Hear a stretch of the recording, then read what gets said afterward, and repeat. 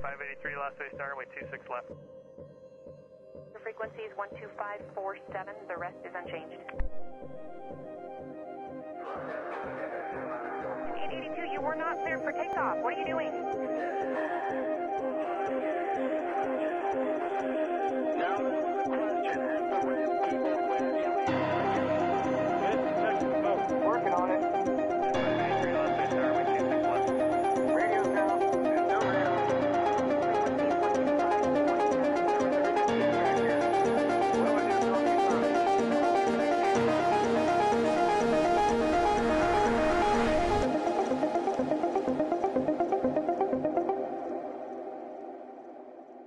Et bonjour à tous et tous ceux qui nous rejoignent sur le chat. Donc aujourd'hui on est en live sur la chaîne Jumpseat pour ce nouveau Ground Frequency. Et alors pour m'accompagner lors de cette émission, elle nous vient tout droit d'Albi, elle va nous parler des fusées. Salut Victoire. Bonjour à tous, comme je vous l'ai dit, je vais faire une Voilà, petite chronique. tout à fait, sur les fusées. Sur les fusées, ouais. Et alors également pour nous accompagner, alors dans sa tête il est pilote de 320, aujourd'hui il va faire l'interview. Salut Alex. Eh ben, salut Joris, bonsoir à tous et merci de nous avoir introduits. Je vais reprendre la main pour présenter notre invité de ce soir. Libre à toi. Bienvenue et merci Anne Labbé d'avoir accepté notre invitation. Donc tu es pilote démonstratrice chez Elixir. Eh ben écoute, merci d'être là. Merci beaucoup de m'avoir invité. Bonjour à tous. Et avant de passer à l'interview, avant de te cuisiner un petit peu ou de te faire cuisiner par Alexandre, je propose qu'on passe sur la revue de presse. Alexandre, tu nous as sélectionné quelques articles des news de ces 2 dernières semaines. Exactement. Vas-y. Eh ben c'est parti. On commence avec une première news. On commence toujours par le meilleur, le militaire. On va parler des T-7. C'est le Red Hawk. C'est une collaboration entre Boeing et Saab d'un avion d'entraînement monomoteur qui doit succéder au T-38 Talon. C'est un avion donc, qui sera utilisé notamment dans l'US Air Force aux États-Unis. Et la news, c'est que il a eu récemment des retards. Donc là, on a eu un retard sur 2030. Donc il doit être opérationnel 2033-2036. Il a été retardé pour sa mise en opération complète, c'est-à-dire certifié sur toutes ses capacités. Pour rappel, il a volé pour la première fois en 2016 et c'est plus de 350 appareils. Donc c'est un bon chiffre juste pour l'US Air Force qui ont été commandés. Donc on attend le lancement de la production qui serait décalé pour 2026 et les formations des cadets de l'US Air Force devraient se faire sur 2033-2036. D'accord, bah merci pour cette première news militaire. Je pense qu'on reste toujours dans le militaire avec une dernière petite action militaire de Papy Joe avant de quitter la Maison Blanche. Exactement, alors là on passe plutôt côté US Navy. On va parler des porte-avions. C'est plus sur le naval, on rejoint un peu ce qu'aime Antoine. Joe Biden qui a annoncé les noms des prochains porte-avions. Les États-Unis ont actuellement 11 porte-avions. Ils continuent d'accroître leur puissance. Alors ça reste à peu près toujours sur le cycle de 11, mais à retirer les anciens pour faire venir de nouveaux. On les appelle les CVN. Donc le CVN 82 et 83 ont été annoncés comme USS William J. Clinton et USS George W. Bush. Donc ce seront les noms des futurs porte-avions. Pour rappel, les deux ont été présidents des États-Unis. Beaucoup de porte-avions américains portent des noms de présidents. Le prochain à sortir des usines de l'assemblage, c'est le John Fitzgerald Kennedy pour 2025, donc cette année. Et on attend les 2 autres pour 2034 et 2036. Bah, merci pour ce petit update de la flotte de porte-avions des Américains. À présent, il me semble que tu nous as préparé un récap du drama du moment, on va dire. Eh bien écoute, c'est le moment gossip avec la saison clash entre Sylvain et Pierre de la chaîne Villebrequin. On a eu le droit à notre petit tremblement de terre côté personnalité aéronautique et le clash entre Contre Adéchué, cet ancien pilote de l'aéronaval qui depuis quelques années s'était mis sur YouTube pour faire des vidéos de vulgarisation du point de vue aéronautique.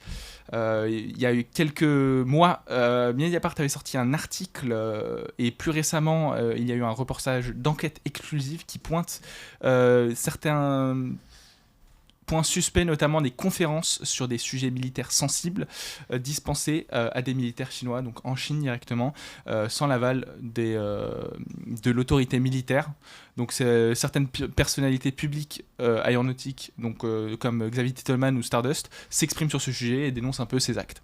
Donc si je comprends bien, il y aurait échoué, qui aurait fait des conférences militaires auprès des Chinois, Apparemment, voilà. sans l'autorisation des chefs. C'est en ça. gros.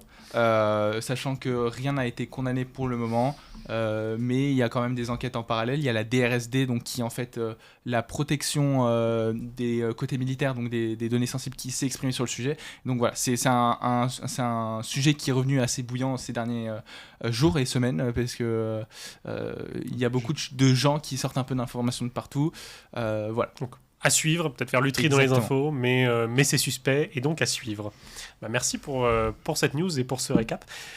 Présent Lufthansa, tu as des choses à nous dire. Exactement. Luft, qui va fêter bientôt ses 100 ans d'exploitation en 2026, a eu un plan un peu comme c'est de restaurer des avions emblématiques de la compagnie. On a eu cette semaine la sortie de hangar de maintenance de Lufthansa Technik à Hambourg d'un Superstar, un Lockheed Superstar, donc c'est de la famille des constellations.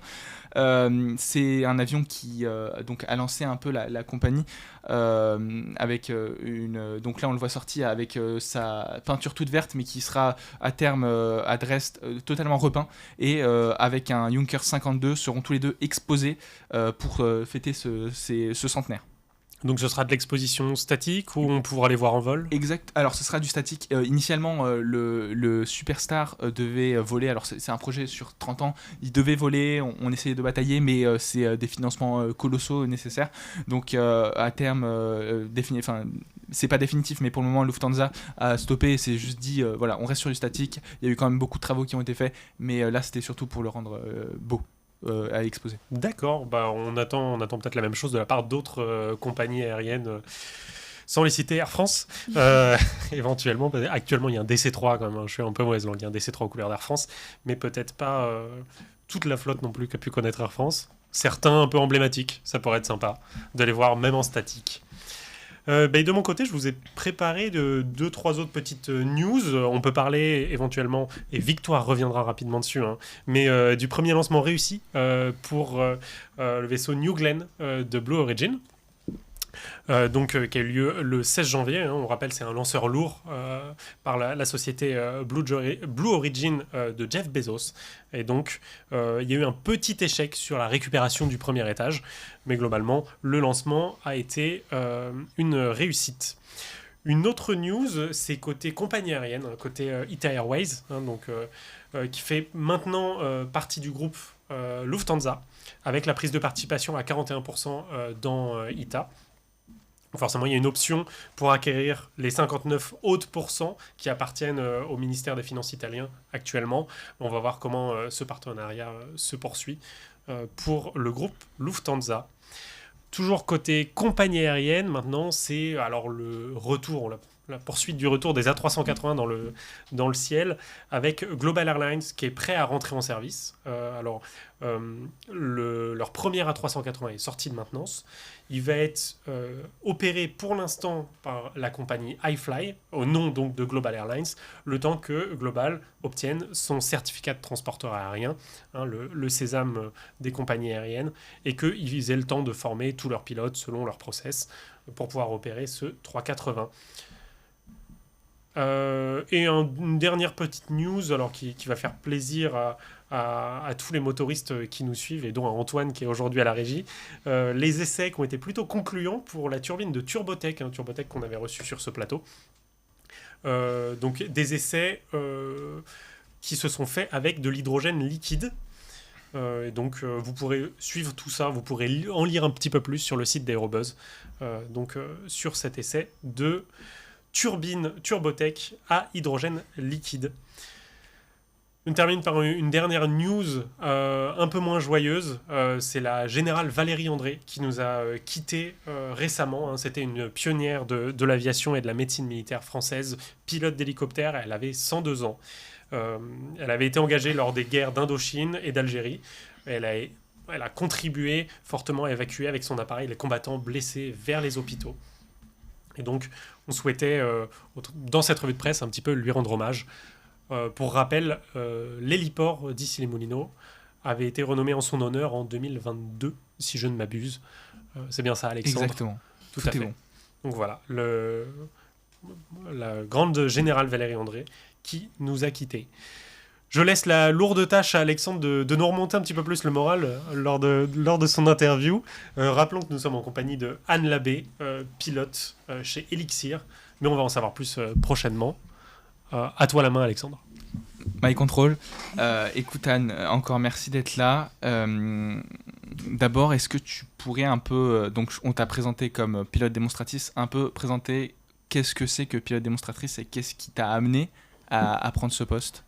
Alors, pilote démonstrateur, c'est vraiment un métier à plusieurs casquettes. C'est-à-dire que pour un constructeur d'avion, il va falloir donc montrer l'avion aux différents prospects qui sont intéressés. On apporte une connaissance technique. Mais c'est aussi faire les vols de sortie de production, les vols de sortie de maintenance, convoyer les avions sur les salons, etc. Donc c'est vraiment plein de missions.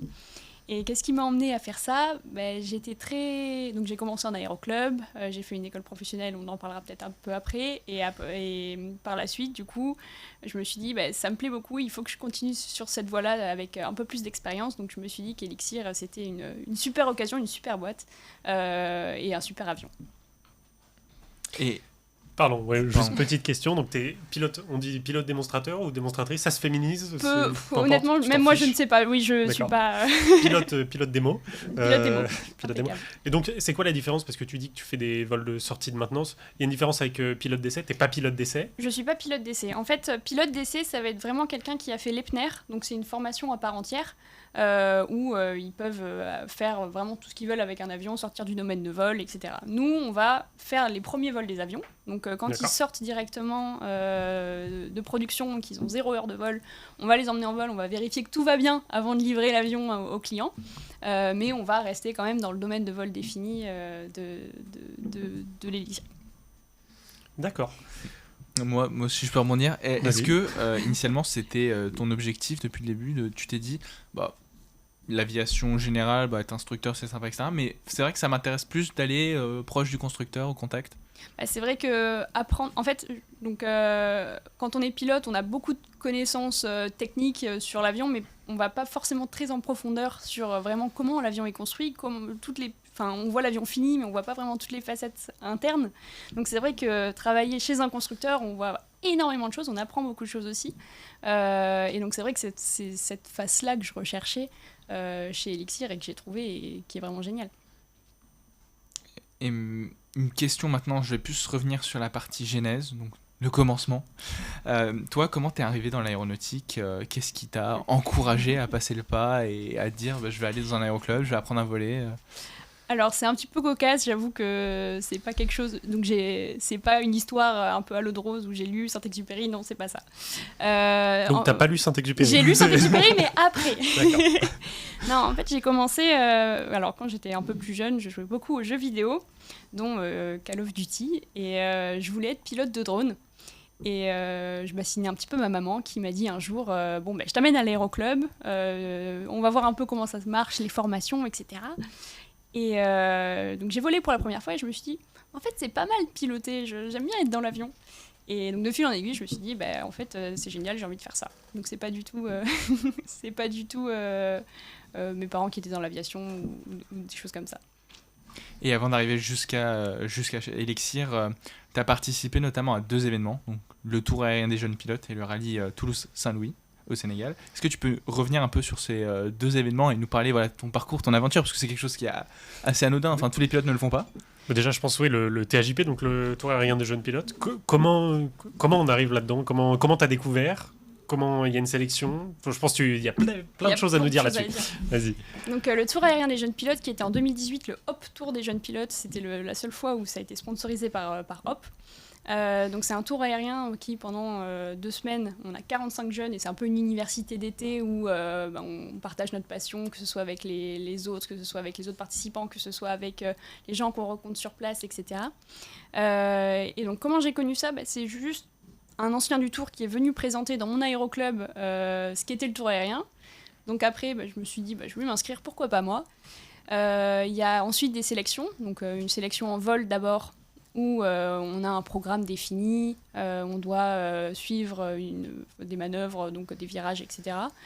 On envoie ensuite tout directement à la fédération qui nous convoque pour des écrits, une sorte d'écrit pendant 2 jours où on va faire des écrits, on va voir si on présente bien aussi, parce qu'on est quand même représentant de la fédération, donc il faut qu'on sache répondre à peu près aux questions, ou on est au contact du public. Et puis, à l'issue de ces sélections-là, donc 45 participants vont faire 2 semaines à travers la France pour présenter leur avion et la fédération. D'accord. Donc, tu as dit 45 participants. C'est ça. Et il y a un trajet, en fait, vous faites tout un itinéraire. Dis-nous en plus. Je Donc, sais pas, c'est oui. quel type de terrain vous posez sur les petits terrains et vous faites quoi? C'est juste poser? Est-ce que vous rencontrez le public? Est-ce que vous faites des vols en patrouille? J'en sais rien, vous faites de la voltige? Alors non, on fait pas de patrouille. C'est un peu décevant parce que une patrouille de 45 Ouais, avions, 45, ça commence à faire beaucoup. ça pourrait être vachement stylé. Non, là, donc c'est les 45 participants, donc c'est entre 18 et 24 ans, si je dis pas de bêtises.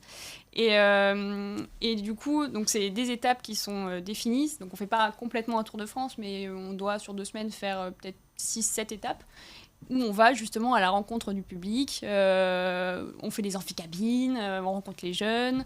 Il y a aussi des exercices de mania avec des instructeurs. Et c'est vraiment, pour les gens qui aiment l'aviation générale et qui sont jeunes, c'est vraiment une expérience, c'est une des meilleures expériences aéronautiques de ma vie. Ok. Et vous dormez du coup sur les terrains à chaque fois? Il y a un Alors, truc un peu... c'est ça, tout est pris en charge Ok, en ouais. termes de logistique. Donc on est en combinaison bleue et puis on reste en combinaison bleue et puis on va, que ce soit dans les dortoirs quand on est sur des bases militaires ou dans des hôtels, dans des auberges de jeunesse. Enfin, c'est très varié les hébergements. Et du coup, c'est une course, il y a un truc, il y a un gagnant à la fin. Alors, au-delà de l'intérêt de rencontrer le public, enfin, est-ce qu'il y a un truc un peu... une émulation entre les participants Alors, pas vraiment. On enlève tout l'aspect compétition. Ok. C'est vraiment pour que tout le monde s'entende bien. Enfin, c'est vraiment du pur plaisir, plus que je vais être meilleur que toi. Et c'est vrai qu'à la fin, il y a un classement, mais c'est pas vraiment ce qu'on regarde. C'est pas vraiment ce qu'on regarde.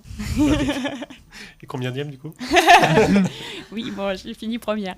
Ah voilà, on Mais, regarde pas. Non, mais faut pas retenir ça du tour. C'est-à-dire que il y a des gens qui y vont pour gagner et je trouve ça très dommage parce que... Parce que tu leur passes devant, donc on a bien compris que... c'est pas ça. Non, mais c'est que c'est dommage parce qu'on profite beaucoup moins, on est focus sur de la compétition alors que c'est pas du tout l'esprit du tour derrière. Ouais, non, je comprends bien que c'est plutôt le côté convivial, le côté C'est partage et qui est mis en avant par les fédérations. Donc c'est pris en charge par la fédération. Il y a des frais de participation ou c'est... Alors oui, il y a Faut trouver des des... sponsors peut-être? Voilà, il y a toute une démarche donc, en amont où on a une enveloppe à définir. Pareil, il faut voir avec son aéroclub si on peut avoir l'avion en coque nue ou pas.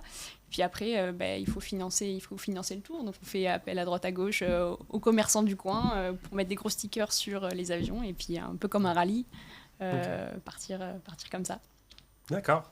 C'est intéressant. N'hésitez pas à poser vos questions dans le chat pour ceux qui voudraient participer donc, au tour aérien des jeunes pilotes, qui s'appelait Hop Tour des jeunes pilotes à ton époque. Et pour en revenir du coup plus sur le rallye justement Toulouse-Saint-Louis du Sénégal. Oui, Par contre, deuxième partie de la question, bien joué. du coup, c'était quoi la différence du coup, avec les deux? Qu'est-ce que tu as vu de différent? Qu'est-ce qui t'a plu? Alors le rallye Toulouse-Saint-Louis du Sénégal, donc ça reste un événement organisé. Bon, enfin pour comparer les deux événements, mais par contre le but final n'est pas du tout le même. C'est-à-dire que là c'est ouvert à tout public. Il y a pas forcément de prise en charge de la fédération derrière, et on fait des étapes pour joindre du coup Saint-Louis du Sénégal.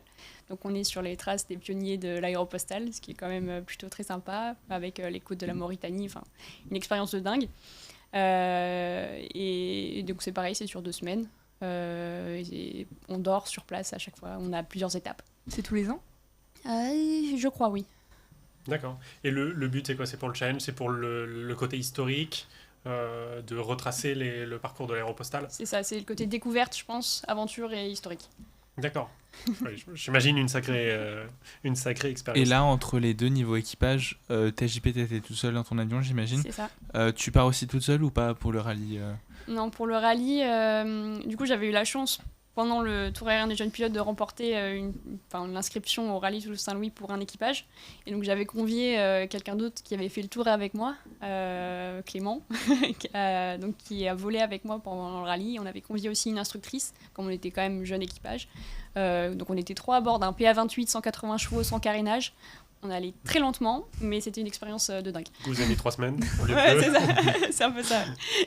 Ok. Donc PR28, le tour aérien de jeune pilote, tu l'avais fait dans quel avion? En Cessna 152. Donc, Pareil. t'allais aussi très très lentement. Toujours. C'est la constante de Et tes t'avais événements. appris à voler sur ces 552 ou pas du tout? Oui, j'ai commencé sur 152.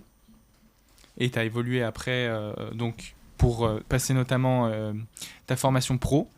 Comment tu t'y es pris et est-ce que c'était ton but initial une fois que tu es sorti d'Aéroclub? Comment ça t'as eu la maturité de passer le cap? Alors, je savais que je voulais être pilote professionnel, quoi qu'il se passe. Donc, en tant que jeune, on a plusieurs voies royales qui sont gratuites. Ils sont donc soit les NAC, soit les cadets Air France. J'ai tenté les deux, j'ai pas été prise sur les deux. Donc, j'ai fait une prépa justement pour préparer les concours des deux. Et par la suite, du coup, il fallait que je trouve une école professionnelle pour justement finir pilote. Je voulais pas finir ingénieur ou faire autre chose. C'était vraiment pilote, borné pilote. Et du coup, j'ai choisi. Donc, mon choix final s'était arrêté soit sur Airways College à l'époque, soit sur Airbus Flight Academy.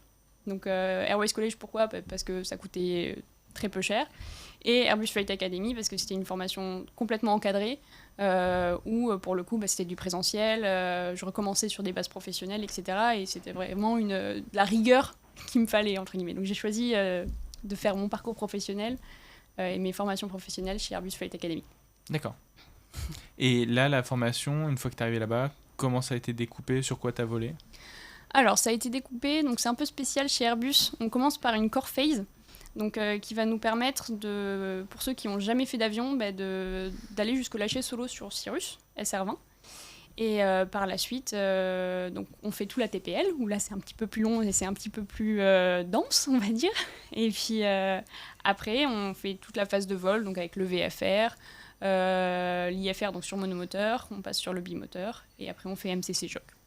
Et donc, tout ça, c'est en combien de temps du coup? Alors pour moi, c'était pendant le Covid. J'ai dû faire pendant 2 ans. Ça a dû durer 2 ans, ouais. Ok. Et hors Covid? Hors Covid, c'est 1 an et demi, je pense. 1 an et demi, donc Oui. la formation, on rentre, et au bout d'1 an et demi, on sort pilote pro avec un certain nombre d'heures de vol. Et là, on est susceptible d'être embauché en compagnie aérienne. C'est ça, on sort C'est avec un ATPL Frozen, donc qui regroupe, j'allais dire salade tomate oignon, mais vraiment MCC, JOC, IRME, enfin tout ce qu'il faut pour postuler en compagnie. Donc toutes les qualifs, en gros. C'est ça, pour Pour être pilote, ok. pilote professionnel.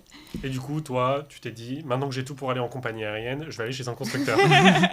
Exactement, non, je me suis dit, je veux être pilote professionnel, donc dans tous les cas, peu importe le métier que je vais faire, il me faut mes qualifications professionnelles, parce que même sur un petit avion, on a besoin d'avoir un diplôme professionnel pour gagner de l'argent, Pour être payé. pour être pilote professionnel. Ouais. Donc j'ai fait cette école, qui était une très très bonne école, et par la suite, oui, j'ai été chez un constructeur. Donc, Et comment t'as décidé d'aller chez Elixir? Ils t'ont contacté? C'est toi qui étais allé les voir Alors, je les connaissais d'avant parce que forcément, Elixir, constructeur français, il y a beaucoup. On en entend de plus en plus parler en plus. Et j'avais eu la chance, donc c'est Elodie Bruno, je sais pas si vous connaissez, Passion Aéro. deux noms. Vaguement. Qui avait pu échanger sur un voyage avec donc Elixir, sur mon profil, etc. Et ils étaient intéressés pour me recruter, donc même avant même que je finisse ma formation, j'avais eu l'opportunité de travailler chez eux. Enfin, ils m'avaient proposé de les rejoindre. Donc ça, je sais que j'ai eu beaucoup de chance à ce moment. Non, j'ai eu beaucoup de chance. Et pour donc en revenir directement maintenant dans tes fonctions actuelles, quand tu vas faire des vols de démo, c'est quoi les défis un peu que tu peux rencontrer fréquemment? Comment tu vas t'adapter par rapport à un vol que tu faisais sur Cessna 152 par exemple quand tu étais en aéroclub? Alors, pour le coup, je pense que le facteur le plus dangereux, ça va être l'humain. Parce qu'un vol de démonstration, donc quand je parle de vol de démonstration, c'est le vol où on emmène un client qui n'a jamais volé sur la machine pour le convaincre que soit l'avion répond à ses attentes ou non. Et c'est vraiment le côté humain derrière où il faut quand même gérer la personne à côté de toi, être sûr qu'il a compris ce que tu voulais. Et il ne faut pas non plus trop le vexer dans ce que tu dis. Donc c'est vraiment beaucoup d'humain et il faut jauger le « attention, t'es dangereux » de « bon, ça va ». Du coup, un vol démo, tu le laisses piloter De A à Z. de A à Z. Oui. Ok. Du coup, je sens que tu as des anecdotes. Ah, Est-ce qu'il y a des vols qui se sont mal passés ou peut-être pas t'as eu peur pour ta vie, mais où tu t'es dit, oh là là, je remonterai pas dans un avion avec ce gars. Ou... Non, alors déjà j'ai de la chance parce que l'Elixir pardonne beaucoup de choses par rapport à un autre avion. Mais c'est vrai que il y a des retours d'expérience où parfois la personne avec qui tu montes a un excès de confiance et malgré le fait que ce soit briefé en amont, il fait des choses que... Non, il te prévient pas, il fait des choses et du coup, bon, d'accord. Mais ouais, comme j'ai dit, l'Elixir, dans son comportement, il a un comportement globalement très sain, donc ça finit jamais mal. T'as pas cassé d'Elixir. Pour Et donc pour pouvoir laisser les commandes comme ça à quelqu'un, t'as dû passer une qualif de flight instructor ou pas du tout? C'est ça, oui. J'ai passé du coup dans le cadre d'Elixir, donc une formation instructeur à l'ENAC. Ok, d'accord. D'accord, oui, parce que c'est considéré comme un vol en double commande en fait. Alors, oui et non. Enfin, comme on n'est pas organisme de formation, on va pas loguer des heures à la personne. Mais par contre, c'est vrai que d'un point de vue humain ou formation, comme on lui laisse les commandes de A à Z... pour que tu sois plus en confiance sur c'est ça. Et comment lui l'instructeur aussi. réagirait. Et lui aussi. Techniquement, tu es instructrice. C'est ça, techniquement instructrice, je suis commandante de bord, mais je te laisse les commandes pour que... voilà. Mais si tu allais dans un aéroclub, tu serais instructrice. Ah oui, oui. Du coup, t'as fait de l'instruction à côté de ça ou... J'ai pas encore pris le temps de le faire. D'accord. Parce que j'imagine qu'après, un élève qui part de zéro, ça doit être complètement différent d'un potentiel futur propriétaire qui pilote déjà. Je sais pas qui est le pire des deux. Voilà. Non, mais oui. Je m'avancerai pas là-dessus. Hein, mais... Non, mais oui. Okay. Non, mais c'est hyper intéressant de voir le métier, en fait. C'est un métier qui existe chez des autres constructeurs aussi, pilotes de démo comme ça, où tu emmènes des clients? Je pense, parce que c'est comme une voiture, hein. Si on n'essaye pas la machine avant de l'acheter, ça n'a pas trop de sens. Moins de qualif, voilà. potentiellement. Mais oui, chez d'autres constructeurs, ça doit effectivement exister. Tu en as parlé un peu du coup de ton rôle un peu direct avec le client, plutôt ce qui rapproche un peu de d'être commercial. Je fais une petite anecdote écho à ta première apparition sur Jumpseat, sur la chaîne, parce que c'est pas la dernière, c'est la dernière mais c'est pas la première, hein. C'était sur Friedrichshafen où tu avais réalisé tes premières ventes. C'est vrai. Donc comment se passe cette phase de commercial et est-ce que les ventes ont continué après? Alors on a de la chance, oui, on a un bon produit, donc ça marche plutôt bien. On a beaucoup de ventes. Après, mon rôle de commercial, donc j'ai eu une passation où au début j'étais vraiment commercial sur les salons à vendre des avions, et c'est vrai que maintenant je suis plus sur les opérations en vol. Mais oui, l'Elixir plaît beaucoup. Tu tiens le compte? T'en as vendu combien? C'est une bonne question. Je sais pas si j'ai le droit de le dire. Toi, individuellement, de toute façon, c'est public le nombre de ventes d'Elixir, j'imagine. Oui, je ne saurais pas te dire. Je préfère pas me présenter. Beaucoup. Et les gens qui en achètent, c'est plutôt des avions qui vont devenir des avions écoles, ou c'est des particuliers qui veulent juste se faire plaisir et faire des voyages? Ouais, c'est quoi le profil type de l'acheteur en fait, il y a un peu de tout. Je pense que c'est un tiers, entre un tiers, oui c'est ça, ouais. Entre ATO, aéroclub et privé. Donc c'est-à-dire qu'il y a le privé qui a envie de se faire plaisir avec un avion qui va être performant, confortable et sécure, qui va emmener sa copine en Corse le week-end. Mais pas d'enfant. Mais pas d'enfant. Mais pas d'enfant, ou alors l'enfant qui a son PPL et qui part à côté en patrouille. En patrouille. Qui peut acheter 2 élixirs, enfin bon, c'est toute une logistique. C'est bon pour les ventes, quoi. Voilà, c'est ça. Il y a du coup les aéroclubs qui, forcément, pour les formations, ont besoin d'un avion qui est quand même assez sécure et qui peut encaisser l'entraînement et les erreurs associées. Et les écoles professionnelles, pareil, qui ont besoin d'un avion sécure, confort, et derrière aussi qui ont un coût d'opération qui est un petit peu plus faible que les autres avions. Donc on en parle plutôt de son marché, pour qui il pourrait convenir. C'est quoi les caractéristiques plus particulièrement sur l'Elixir par rapport aux avions sur lesquels tu as volé avant en tant que pilote voilà. Qu'est-ce qu'on fait que c'est un bon avion? Vends-le nous. Vends un Elixir. On a peut-être des acheteurs dans le chat. Non, mais c'est un avion, comme j'ai dit, il y a plein de choses. C'est un avion moderne déjà, et ça change énormément. Parce qu'aujourd'hui, le parc aéronautique général, français et même mondial, il a en moyenne 50 ans, voire un peu plus. Donc aujourd'hui, il y a un vrai besoin de renouvellement, où on va avoir besoin d'avions robustes. Donc ça, on sait le faire du côté américain, etc. Mais on a besoin d'un avion robuste qui va avoir de bonnes performances, et aussi d'un point de vue économique. Je ne sais pas si vous avez vu les heures de vol, le prix de l'heure de vol qui est en train d'augmenter de manière assez... PPL, je vois. assez astronomique. Donc on a un réel besoin de modernité et de changement. Alors, on a Valentin dans le chat qui nous dit « Coucou Anne, j'espère que je n'ai pas fait partie des pilotes qui t'ont fait peur. » Donc, a priori, voilà. Non, c'était pas un pilote t'es français. collé. C'était pas un bon, pilote ça français. va, Ça va. alors. Donc, il y en a bien eu un. Au moins. Et côté expérience, c'est à l'intérieur, j'imagine, vu que c'est un avion récent, c'est du glass cockpit, comment ça se passe et est-ce que dans tes missions, tu as un peu aussi une interface directe avec les ingénieurs pour peut-être faire des retours, des choses comme ça? Alors, on a de la chance d'être une... Alors, quand je suis arrivée, on était, je pense, 70. Aujourd'hui, on est plus de 160.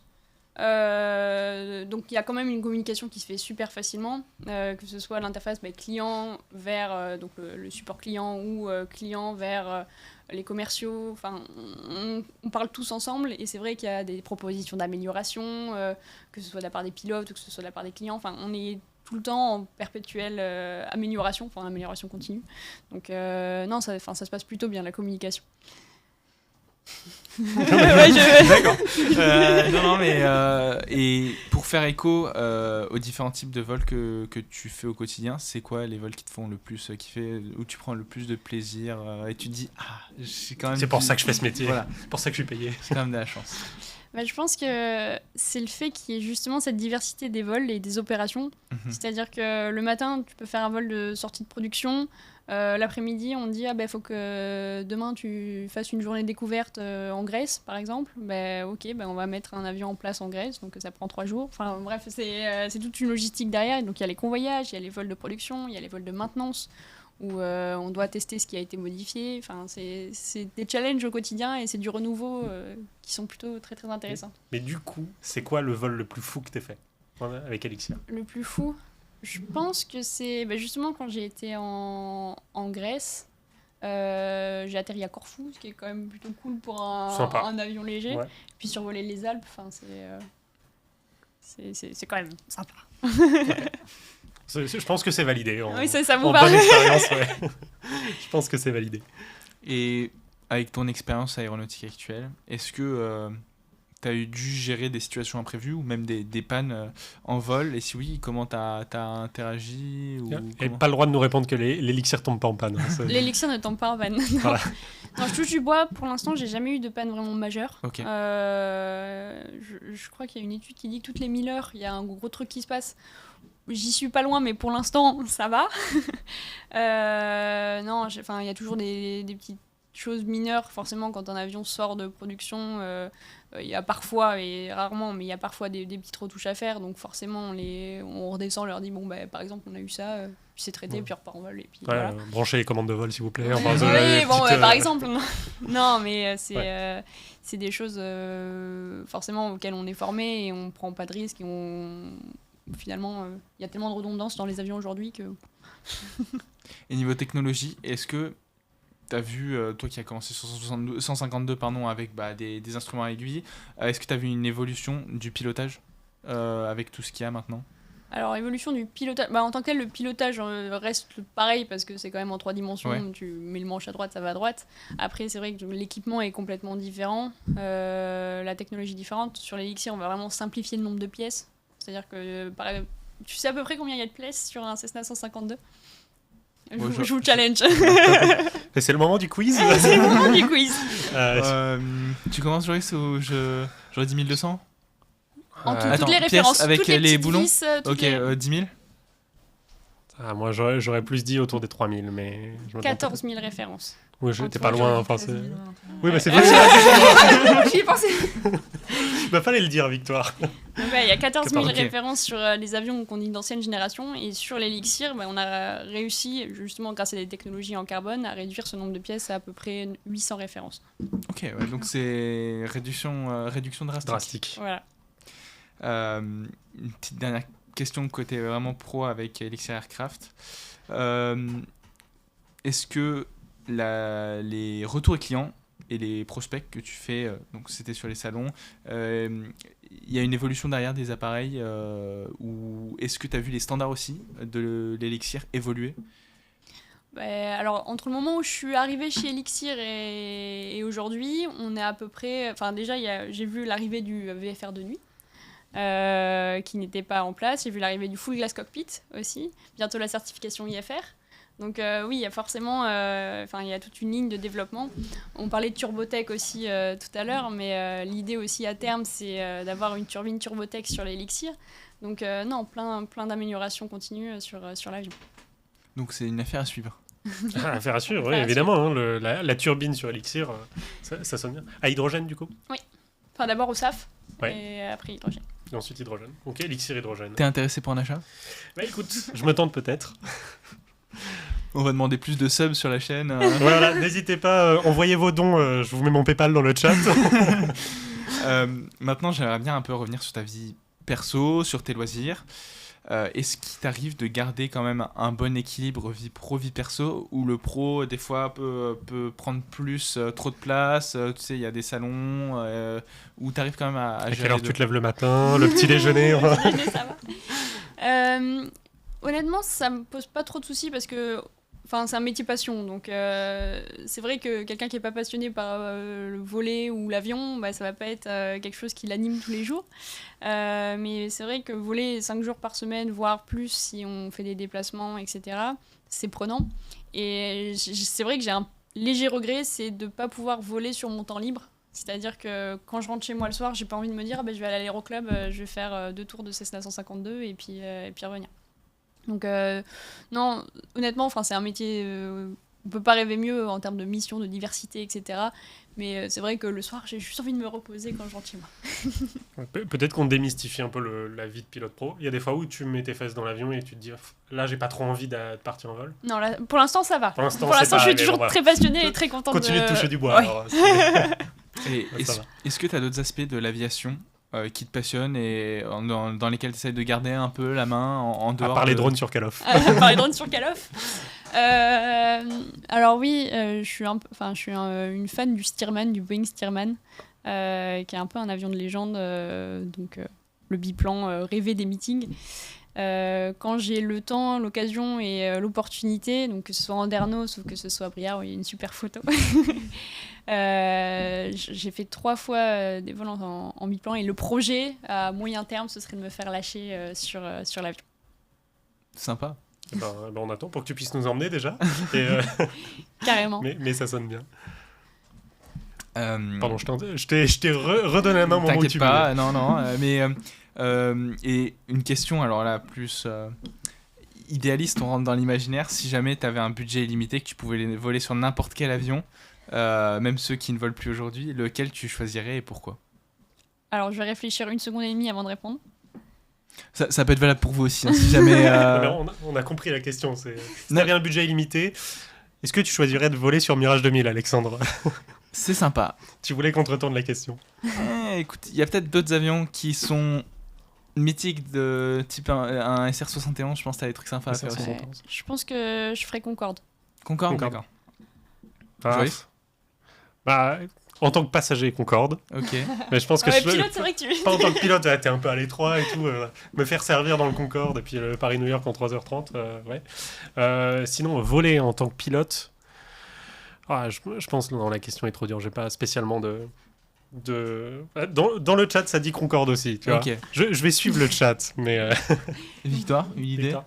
Toi, tu sais, parce qu'on en a déjà parlé, comment ça s'appelle? Mon avion préféré. Le Le- Corsair. Oui, Le c'est- Corsair, alors ça. Mais c'est un projet à long terme, un jour. Un jour. Pourquoi pas. On remettra les extraits de cette émission quand tu voleras dessus. Ouais. Le chat, n'hésitez pas à poser vos questions si Non, on vous n'a en pas avez. de... Pas forcément de questions. Ça nous dit, ouais, Concorde, Spitfire. Ok. Evan Stream qui nous dit je peux vous dire qu'on charbonne dur chez Elixir, la bise du superviseur pour Anne. Voilà. Petite dédicace en live. Mais non, mais Spitfire, ouais, c'est une bonne C'est une bonne très réponse, belle machine. je pense. Ouais. Avant de passer au quiz de Victoire, un dernier point que j'aimerais aborder. Tu as eu l'occasion d'aller voir les terres américaines pour aller faire un salon, que dis-je, une immense Une foule légende. t'a accueilli. Oshkosh, est-ce que tu peux un peu nous parler de AirVenture et tout ce qu'il y a eu autour? Alors, c'est fou. Donc, c'est dans le cadre d'Elixir que j'y ai été, donc, en tant que pilote démonstrateur pour présenter l'avion. Et s'il y a un salon auquel il faut aller dans sa vie, c'est Oshkosh. C'est le salon à l'américaine, c'est-à-dire que tout ce que vous voyez en Europe à côté, c'est rien du tout. Là-bas, c'est difficile de décrire vraiment ce que tu vois, parce que tu as des avions de légende qui passent toutes les 10 minutes, c'est normal. Tu as une brocante pour les férus de pièces détachées d'avions qui est une tente énorme, où il y a des allées et des allées de pièces qu'on peut acheter comme ça. J'ai ramené un cockpit de T-33 pour $5. Donc vraiment c'est un événement. Il y a un feu d'artifice énorme aussi 2 fois pendant l'événement. Où c'est un spectacle vraiment grandiose. J'ai du mal à mettre des mots là-dessus. Et donc là-bas, t'as juste représenté, t'étais au sol, t'as volé aussi? Non, Ou- j'étais au sol pour présenter l'avion du coup. Pour présenter aux l'avion, différents, ok. voilà. Sur le stand d'Elixir. Exactement. Essayer de vendre aux Américains. Exact. Ça marche très bien. l'avion. Ils sont très très contents. contents. Ouais. Ouais. Tout ce qui peut leur apporter des sous derrière, Oui. ils sont Forcément. plutôt intéressés. Mais du coup, on dit souvent que Oshkosh, il vaut mieux le faire à la fin de sa vie, parce que sinon, tous les autres meetings te paraissent fades après. Est-ce que maintenant, la Ferté, c'est fade pour toi? Alors, j'ai pas encore. Alors, pardon, mais j'ai jamais été à la Ferté en meeting. Il va falloir Je trouver peux quitter, notre je invité. quitte, Exactement. Vous pouvez quitter le studio, c'est par là. Non, j'y étais en touriste, mais jamais sur l'événement. J'ai toujours eu quelque chose à faire à ce moment-là. Mais c'est vrai que c'est un must, surtout pour les fans de Stearman. Et forcément. Mais non, on pourra pas dire que la Ferté, c'est un meeting fade. Mais c'est vrai que quand on a vu Oshkosh, tout paraît un petit peu plus petit derrière. Je vois. Bon. Bon, on essaiera de se donner rendez-vous à Oshkosh dans une saison ou deux de Grand Frequency, peut-être. Le temps que vous fassiez des dons, en fait. Je book Voilà. ma On vous place, prépare ça. Joris, sache, je me porte volontaire. Si jamais. mais ça, j'en doute pas, Alexandre. Je Et- sais que je pourrais compter sur Et toi. si jamais on vous a mis plein d'étoiles dans les yeux avec Elixir Aircraft, on recrute aussi pas mal de gens, donc n'hésitez pas à faire des candidatures spontanées si vous êtes bon en prod ou en maintenance. Pas tomber dans l'oreille. C'est pas l'oreille. Ouais, je pense. Et puis le chat, maintenant, vous êtes au courant. N'hésitez pas à postuler chez Elixir. D'ailleurs, on a une... Ouais, vas-y, J'allais pardon. juste dire, vous avez un site, c'est ça, pour candidater ou ça se fait comment? Bah, sur le site d'Elixir Aircraft, c'est le premier qui tombe et on fait en fonction, il y a des offres qui sont disponibles, mais si jamais vous avez une demande de stage, d'alternance, Donc les candidatures spontanées marchent, a priori. Et Contrairement à sont- beaucoup d'autres ils entreprises. sont traités, oui. Les candidatures spontanées sont traitées. Justement, on a une question. Lohan, dans le cadre de la certification IFR de l'Elixir, Oui. est-ce qu'une version FIKI est envisagée? Un peu comme ce qui se fait Bonne chez question. Diamond ou Cyrus de Anaël Pilote. Peut-être que Anaël, tu peux préciser un petit peu ta réponse. Il y a Nico dans le chat qui a répondu. Pardon. Je peux te répondre, Anaël, c'est oui. Voilà. C'est Impeccable. question-réponse. Merci. Merci N'hésitez Anaël, merci pas. Nico. Ok. Par contre, on veut bien savoir ce que c'est qu'une version FIKI, si vous voulez nous l'expliciter dans le chat. J'essaie de réfléchir en même temps. Mais... FIKI. Par rapport- Peut-être que je le prononce mal, peut-être que ça se dit pas comme ça. Je sais pas, moi par rapport à Diamond là récemment, mais je sais pas si c'est à voir, ils ont une version un peu militarisée avec un dôme radar, ça n'a rien à voir? Ok, ça veut dire Flight into Known Icing. Pas du tout. Ah oui, ok, Ah. c'est avec des éléments dégivrants sur A la priori. cellule et des choses comme ça. J'imagine. Alors honnêtement, je suis pas dans les bureaux de développement parce que les gens avec... Alors, il y a la stratégie, c'est quand tu vends un avion, tu évites d'être avec les gens qui développent l'avion parce que sinon, toutes les gens qui sont au développement et qui ont des trucs un petit peu secrets, ça part directement chez le client. oui. Donc je suis pas trop au courant de tout ce qui se trame derrière. Mais comme il y a une version IFR qui va sortir prochainement, forcément, on pense à tout ça. Donc on pourra voler dans la glace, si je comprends bien. Et quand tu parles de version là pour les différencier, vous les différenciez comment? Alors aujourd'hui, il y a une full glass cockpit et une single FIS. Donc single FIS avec juste un écran central et une full glass cockpit avec Ok. deux écrans. Deux écrans. C'est ça. Et donc la différence, full glass cockpit et FIS. En motorisation, on en a une seule pour l'instant qui est certifiée, qui est 912 IS. On est en train de certifier le Le 915. Rotax 912 IS. Oui, pardon. Voilà. Le Rotax 912 à Tout le monde injection n'est pas aussi, électronique, 100 chevaux. Et une autre à 140 chevaux qui est en train de se faire certifier aussi. Ça permettra de faire quoi? 100 chevaux, tu vas à quelle vitesse, quelle masse?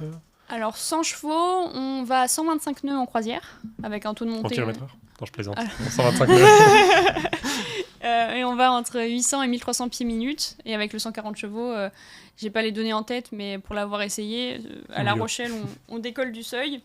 Et au seuil opposé, on a déjà franchi la CTR. Donc va. ça marche plutôt pas mal. Et donc tu peux voler sur des avions en cours de certification? Alors oui, Ok. c'est des prototypes. sur les prototypes. Tu peux voler ok. sur les prototypes. Sympa. Vraiment cool. Ouais, carrément. Bah écoute, merci. N'hésitez pas dans le chat si vous avez d'autres Si vous avez questions. d'autres questions, hein, Anne est toujours là, on la tient captive encore jusqu'à la fin de cette émission. Mais justement, on va challenger un petit peu sa culture générale. On a entendu dire de sources sûres qu'elle n'était pas folle. mais on va tester ça. Et vous aussi, le chat, vous allez pouvoir participer au quiz qui nous a été préparé cette fois-ci par Victoire. Oui, cette fois-ci, il y a du changement. C'est pas Alexandre qui a préparé le quiz. Du coup, on va pouvoir voir. Ce sera un peu plus facile. J'ai été piégé. S'il va pouvoir bien répondre aux questions, vu que c'est souvent lui qui nous torture. Et donc, c'est un petit quiz de 10 questions. 4 réponses, une seule bonne. Et voilà. Et le Ah. chat peut jouer. C'est parti. Effectivement. Ok. Question 1. Donc, la première question, c'est quelle entreprise fait partie des fondateurs de CFM International, connue pour ses moteurs LEAP notamment? Est-ce Pratt & Whitney, Rolls-Royce, General Electric ou Airbus? Alors, on va laisser Anne répondre. Déjà, je comprends la question. Ah, bien. déjà, c'est un bon début. Il y a quelque chose. J'ai aucune idée. Je dirais Pratt & Whitney, mais sans grande conviction. Alors, est-ce que quelqu'un d'autre dans le chat a une mauvaise réponse? Bon, déjà- Euh, Est-ce que j'ai une question pour la suite parce que je me prépare mentalement. C'est des difficultés croissantes ou c'est aléatoire? Non, c'est la première, je la trouve un peu compliquée. Ah non, Ah. honnêtement. Parce que la première, pour moi, Pour moi, elle est est très plus simple. facile que tout ce Que que tout ce fait que j'ai Alexandre fait jusqu'à jusqu'ici. présent. De mon côté, je dirais General Electric. Effectivement. Et c'est une bonne réponse, c'est bien General C'est Electric. ça. Et le chat avait bien dit. Alors pour Pour la- l'histoire, bon, tu l'as. Tu pardon. veux faire l'histoire? Non mais je croyais pouvoir le dire, mais je te vas-y. laisse. il fait le malin, laisse-le faire Ouais. le malin, vas-y. Alors pour histoire, il me semble que donc Safran a pas mal prospect pour justement s'associer pour faire le CFM, donc faire des moteurs d'aviation commerciale avec notamment le 56. Ils avaient prospect Pratt qui a refusé. Ils ont essayé Rolls avec qui ils avaient notamment fait le moteur du Concorde qui a refusé, et c'est GE qui ont fini par accepter. Est-ce que j'ai raison? Donc, Oui, donc à peu Safran près. n'avait pas d'amis et il n'y a que Gilly qui a répondu. Meiji était super partant parce qu'ils voulaient s'assurer une solide position dans le marché européen, justement pour vendre leur moteur, parce que ce dont tu parlais, le CFM56, il a été notamment utilisé pour les Boeing 737 et les A320 dans les années 80 quand l'avion est sorti, parce que c'était les vols de petits courriers et moyens courriers sont énormément développés à cette époque-là. Deuxième question, Allez, on continue. un peu plus facile je trouve. Quel constructeur a conçu le Concorde, avion supersonique? Est-ce Dassault Aviation, Boeing, Airbus ou Aérospatiale BAC? Pourquoi vous me regardez? Moi, je réponds. Bon, tu l'as Joris ou pas? La quatrième réponse. C'est Non, la quelqu'un a... Oh là là, ça dit. Oui, ça, pour moi c'est Aerospatiale BAC. Alors BAC Ouais. pour British Aerospace Corporation, je ne sais plus. Euh, BAC, ouais. et effectivement, bon, après à terme Aerospatiale est devenu Airbus, mais c'était pas Airbus. C'était pas Airbus à l'époque, tout à fait. Et puis, ouais, il y a des bouts d'aérospatial qui sont devenus Airbus, je suis même pas sûr que tout. Je sais pas exactement sur l'histoire d'Airbus. Ouais. Mais effectivement, c'est la quatrième réponse. Tu confirmes, Anne? Oui. Je Et donc, confirme. C'était une bonne réponse, effectivement. Aérospatiale, donc, c'est le côté français. Et BAC, c'est British Aircraft Corporation. Donc ça, c'est le côté anglais. Aérospatiale, c'est plus occupé des ailes et des systèmes avioniques, alors que BAC, c'est occupé du fuselage et de la structure pour le projet du Concorde.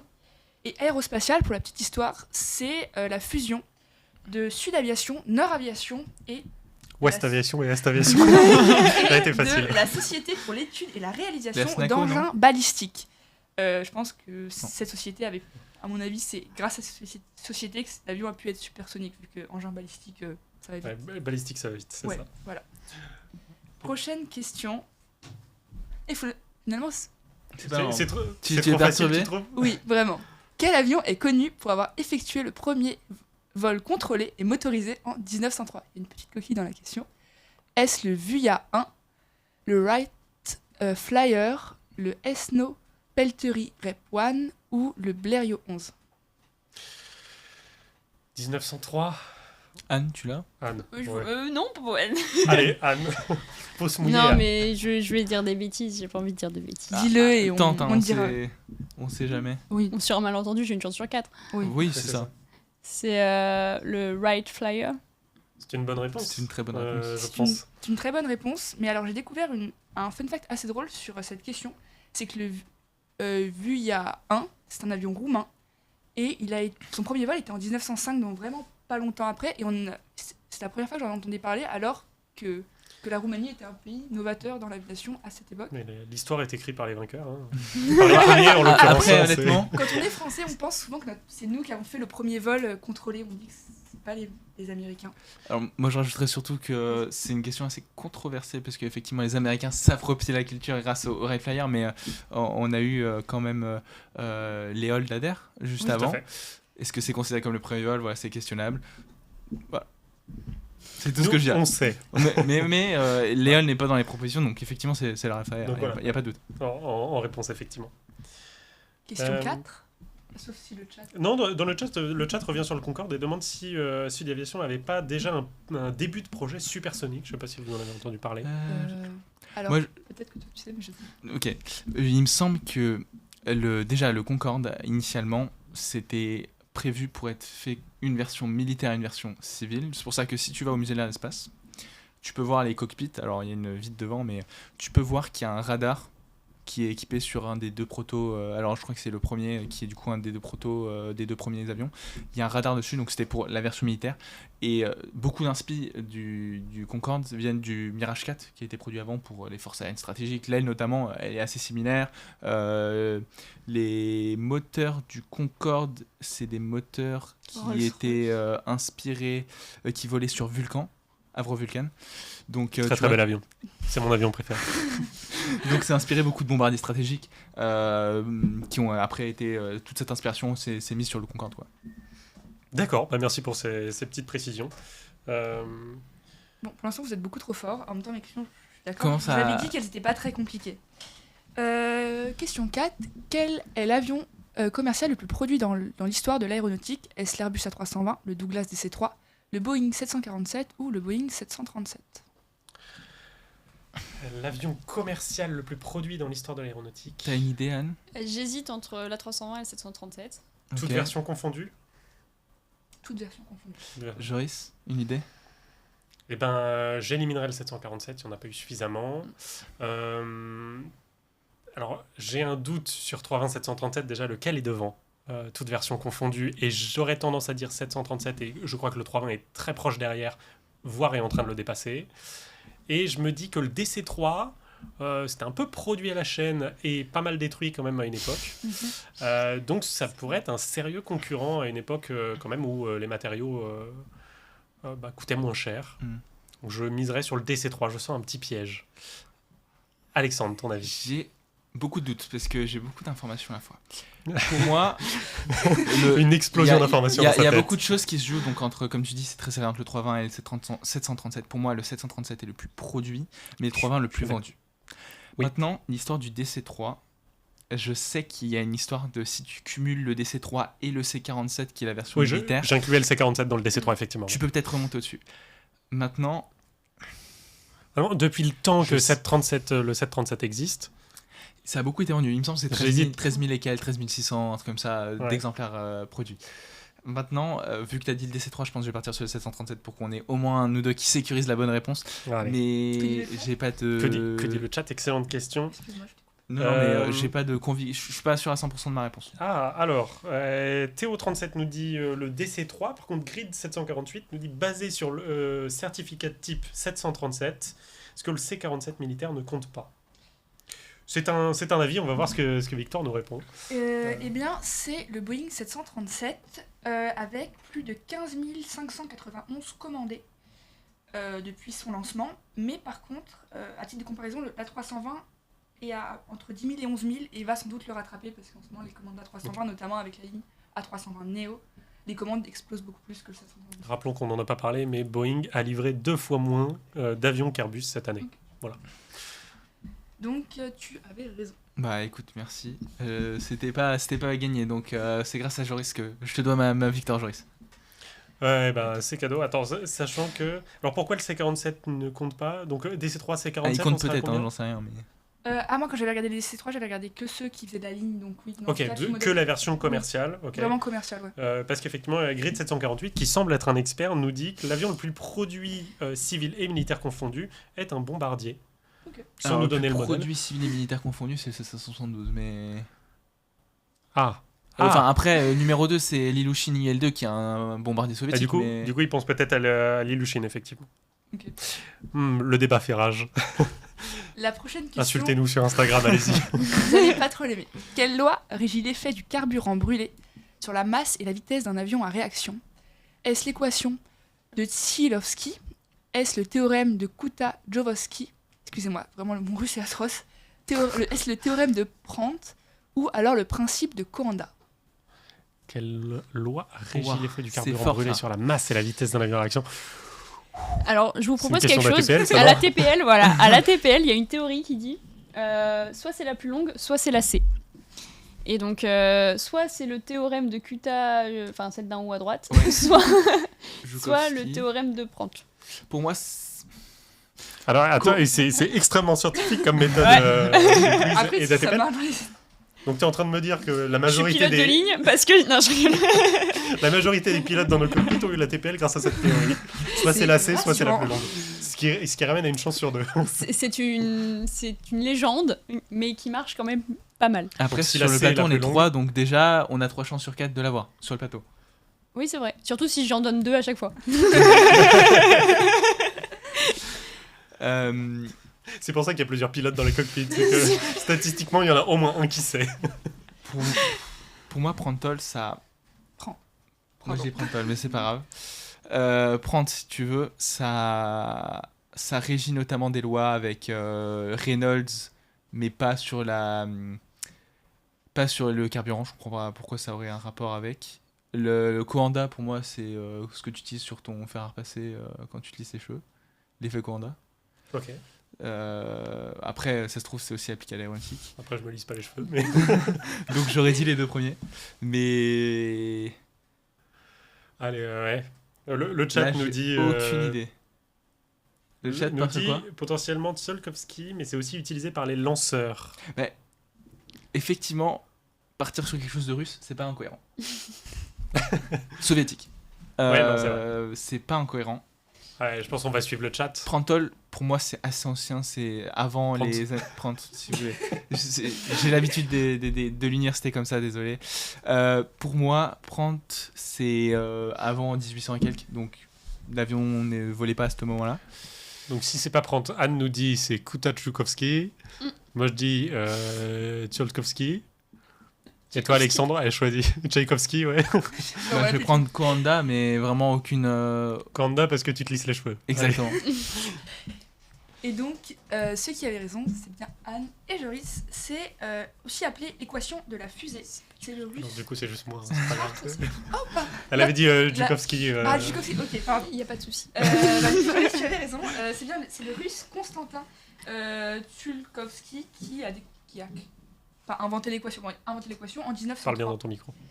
Kuta-Jovovsky, ça sert à calculer la portance générée par un profil d'aile en mouvement dans un fluide. Prandtl, c'est un théorème qui touche aux couches limites en mécanique des fluides. Et enfin, Coanda, c'est l'écoulement d'un fluide qui s'accroche à une surface courbée. Des cheveux. Des cheveux. Génial aussi. Donc cette question un peu physique. Ok, on nous dit même Tsiolkovsky, a priori, c'est pour lier le delta V à la poussée spécifique sur les lanceurs. Aussi. Bon, Oui, c'est aussi utilisé dans les fusées. donc dans les fusées. Ça traduit la prise en compte de la diminution de masse permettant de gagner de plus en plus d'accélération pour une même impulsion. C'est parti Waouh. pour un petit cours de Il physique. y a un petit allez. ingénieur dans le... C'est parti, on a un tableau blanc. C'est parti pour une colle. C'est ça. Ah. Question Ah, 6. non, merci. D'ailleurs, juste avant la question 6, il y a Grid 748 sur l'avion le plus produit, a priori, le B-24 Liberator. D'accord. Non. Non. Vous contestez, monsieur Je Samen? conteste, mais... Un V1 sur Black Ops. Voilà, merci. Euh, Grid 748, on t'attend sur Black Ops, du coup. Mais, je pense que le- c'est Anne le qui va PSN gagner. sera transmis dans le chat. Alors, 6e question. Quel est le principal facteur influençant la Mach critique d'une aile? L'angle de dièdre, l'épaisseur relative de l'aile, le poids de l'avion ou la vitesse de décrochage? Quel est le principal facteur? Faut que je comprenne la Déjà, question. c'est déjà. la Mac ou le Mac? Le En Mach. l'occurrence, ici, je crois que j'ai vérifié, parce que justement, moi aussi, ça m'a étonné, mais je crois qu'on appelle ça la Mach critique. Donc on parle bien de la vitesse et pas de l'angle, du coup. Donc Influençant la Mach la Mach critique, ce du- serait le nombre de Mach max Si je vous donne la définition de la Mac critique, De la je Mac vous donne la critique. réponse, donc je ne peux pas vous la donner. Je vous la donnerai tout à l'heure. Ok. Alors, moi, je suis un peu dyslexique, donc au début, j'ai lu la masse critique de l'aile. Je comprenais pas trop. Donc, la Mac critique, donc on parle de vitesse. Donc, Pour moi, c'est pas le poids. donc je pense qu'on peut éliminer le poids. Parce que on La va vitesse de décrochage, le c'est Mac bizarre, critique, non je pense qu'on va être plus sur un comportement aérodynamique, donc indépendant du poids. Vitesse de décrochage, ouais, mais ça peut être. Ça Moi, peut je dirais être l'épaisseur relative de l'aile. L'épaisseur. Parce que quand on parle de Mac, on regarde ton profil. Donc ton profil, plus il est épais. Bah, je pense qu'on peut éliminer l'angle de dièdre. Bah, Ouais. ouais, si, quand même, je pense. Bon, allez, je vais vitesse de dire la décroche. vitesse de décrochage, parce qu'on parle de vitesse à vitesse. Ah, moi, je resterai sur L'épaisseur relative relative de l'aile. de l'aile. Et toi, Anne Anne. Je pense aussi que La question, c'est pardon, je pense que c'est l'épaisseur relative de l'aile, mais sans grande conviction, parce que la vitesse de décrochage, pour moi, le Mac critique, c'est La Mac critique. la Mac, pardon. Non, mais la ça Mac fait bizarre, on peut critique, dire le Mac critique. c'est la vitesse à laquelle elle passe supersonique, c'est ça, et du coup, c'est pas bien pour le comportement aérodynamique général de l'avion. Si je dis pas de. C'est presque ça. Il y a un petit détail spécial par rapport à ça. Et Mhm. la vitesse de décrochage, c'est la vitesse faible, donc on se sera parti dans le coffin corner, mais là on va dans des délires un peu différents. Ouais, c'est pour ça que ça Non. m'étonnerait. Mais l'épaisseur, Mais- je vois pas en quoi l'épaisseur, d'un point de vue aérodynamique, influence la Mac critique, mais après, je suis pas aérodynamicien. Bah, donc, si tu mets Une une aile Ah, verticale. Ah non mais un- c'est ça, si tu mets un mur en face de toi qui va vite, ça va Mais là, on n'est pas sur l'épaisseur, là, on est sur le profil de l'aile. Oui, mais Entre un si- mur et- si ton aile, Naka, elle est minuscule ou si elle est épaisse comme un œuf. Mais forcément, t'as une taille critique. l'angle de mais- dièdre, ça me choque moins. Plus Parce je que le le lis, Mais Concorde. plus je le lis, effectivement, plus je me dis l'angle que- de dièdre, au parce final, que me les choque avions de moins. chasse, J'aime Oui, beaucoup comment tu je fais l'angle voulais de dièdre. Ouais, les avions de chasse, ouais. Non, mais, Non, je pense que... Alors, le chat ok. nous dit épaisseur de épaisseur. l'aile. Ah, l'épaisseur, je crois que là... Bon, tout là, le monde y a nous dit tout le l'épaisseur. Arrêtez de dire des bêtises, mettez l'épaisseur. D'accord. Et le chat nous dit aussi B24, 18 000 unités.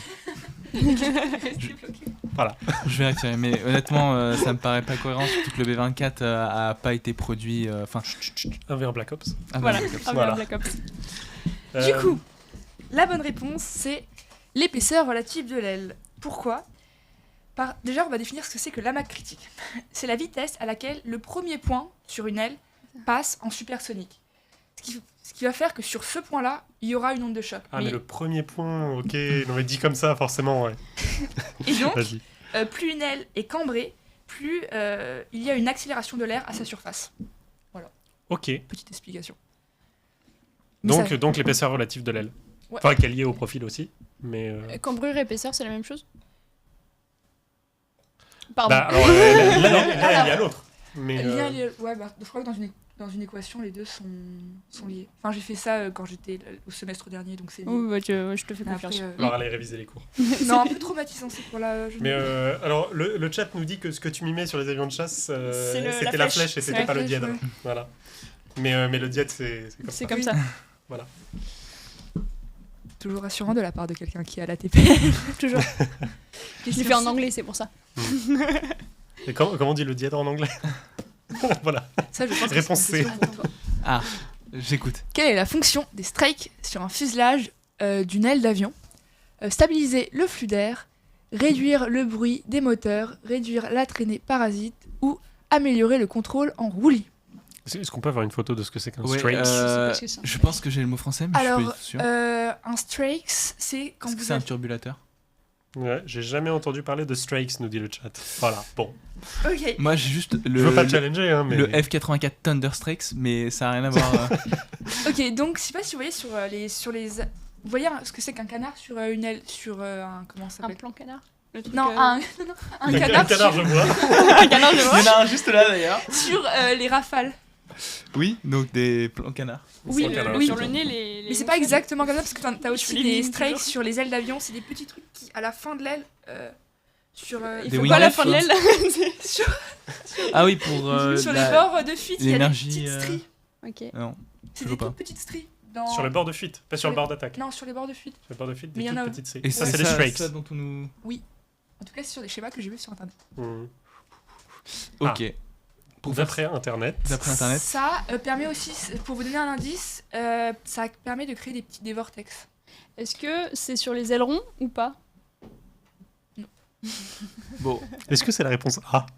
Euh, Oui, oui, pour moi c'est la A. Ouais, forcément, c'est Oui, il y a la A. c'est la À réduire le bruit des moteurs si Quoique- c'est sur les ailes, je vois pas pourquoi. En soi, la D est pas incohérente. Ah, si, c'est sur les ailerons. Donc c'est vraiment pas sur les ailerons. Peut-être. Bon, J'avoue, j'ai pas très j'avoue, bien regardé. t'as Il y a bien peut-être- joué. en fait, je t'ai dit non, mais peut-être il y a une chose sur des Réduire sur le les bruit des ailes. moteurs. Non, mais si t'as un doute, réduire- c'est que c'est pas ça. Ok, donc c'est la A. C'est la A. Si C'est t'as la un A. bac, Bah c'est la A. attends, pourquoi c'est pas Anne assez? a piégé Victoire, elle a réussi à nous faire prendre le point.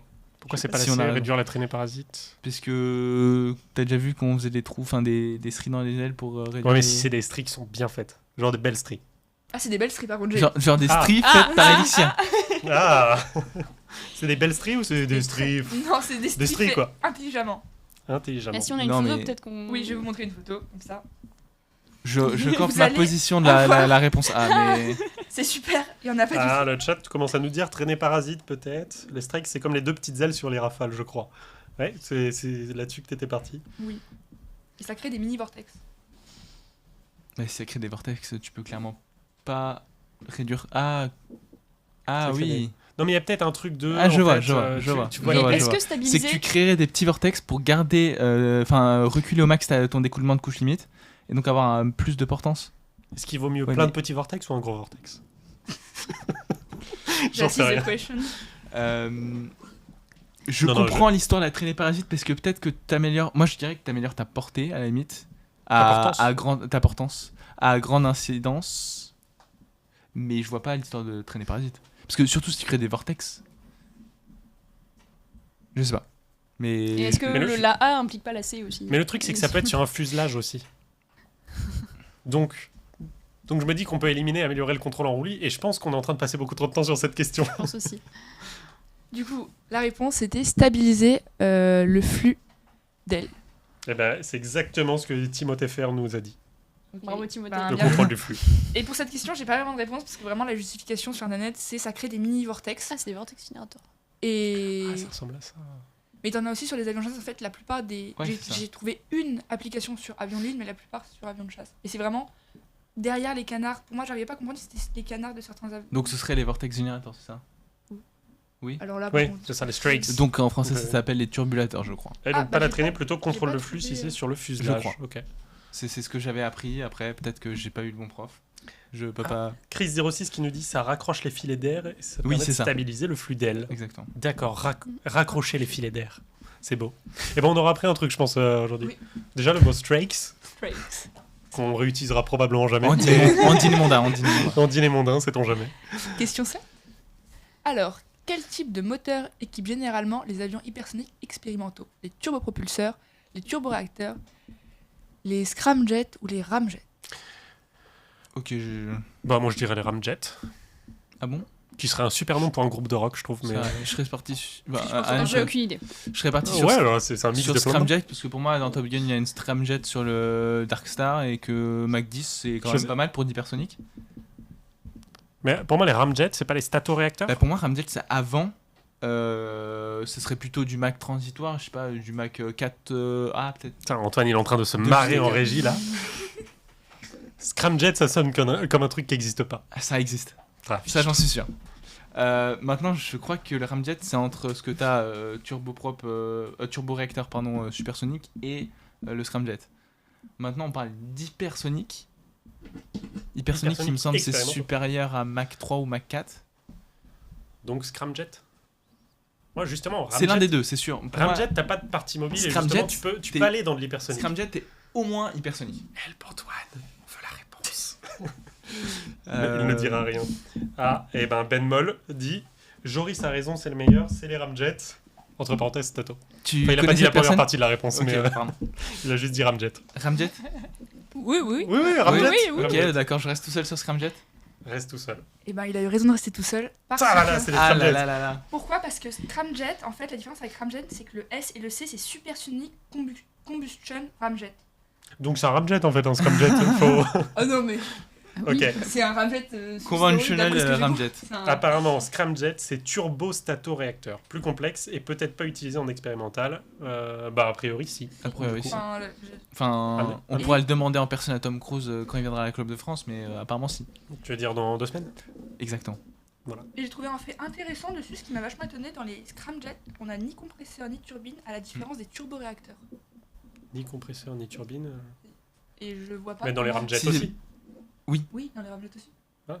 Bon, vu qu'un scramjet, c'est un ramjet. Bon, je suis pas mauvais perdant, hein, mais... Non, on dirait pas ça. Question 9, je crois. Ouais. Comment s'appelle la région de l'espace? Alors, ouais, petit moment spatial, parce que j'aime bien ça. Et que voilà. Parce que tu fais ce que tu veux, c'est toi qui as fait le Moi, je quiz. fais le quiz, exactement. Comment s'appelle la région de l'espace où la gravité d'une planète domine celle de son étoile? Est-ce la ceinture de Kuiper, l'horizon de Kepler, la limite de Roche ou la sphère de Hill? Si vous êtes aussi fort que moi en spatial, je crois qu'on est mal barré. Non, mais... Ouais, ça me parle. Hein. Comment s'appelle la région de l'espace où la gravité d'une planète domine celle de son étoile? C'est-à-dire le...